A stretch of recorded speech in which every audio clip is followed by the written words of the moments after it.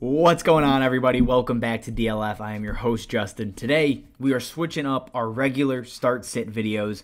We are doing 5 or 6, call them quick hitters, right? Just one player, a video, time, work, all of that's in the way. So we're trying to put stuff out here. The first guy we're going to be getting into, it's Tyler Allgeier of the Atlanta Falcons. Now, before we jump in, again, if you like what we're doing here, subscribe to the channel. Questions, comments, drop that stuff down below, guys. Like the video, do all the YouTube stuff.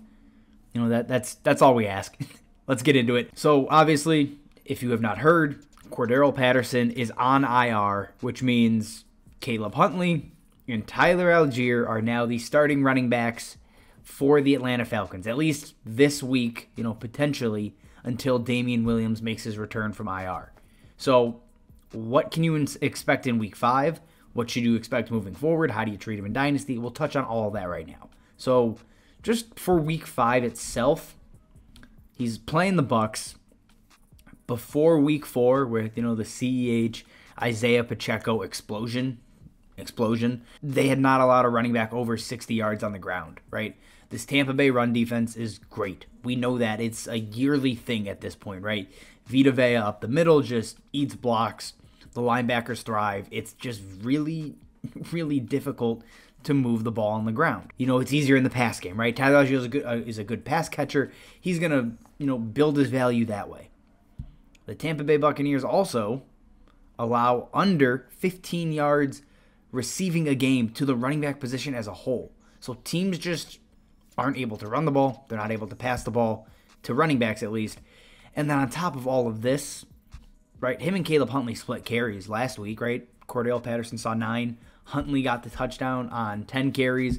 Tyler Allgeier obviously looked great also on 10 carries. So I don't think there's any world where anybody expects Allgeier to come out and get 25 carries and Huntley to get 5. Or, if there's even that kind of volume, there probably won't be.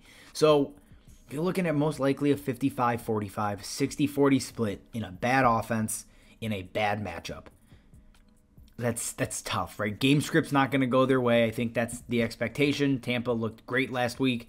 The offense is kind of coming together here. It's probably going to be a bad day for Allgeier and obviously Caleb Huntley as well, who's not on my radar at all.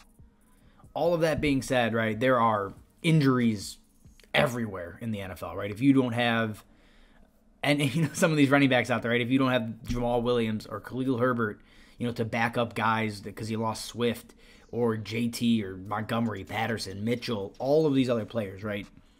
Running backs just getting shallow. So Allgeier is still going to probably slot in as a volume-based flex play. But if I don't have to start him, I'm definitely not going out of my way to put him into my lineup. So that, I think, is the best way to go about it. And then for Dynasty, I don't really buy into Allgeier being a superstar running back. Again, he's a volume-based player. He'll probably get replaced next year, potentially. I mean, it's just, I'm not sold on him. If you can get a second rounder for some contender that's, lost starters, then great, right? Go ahead, take your second.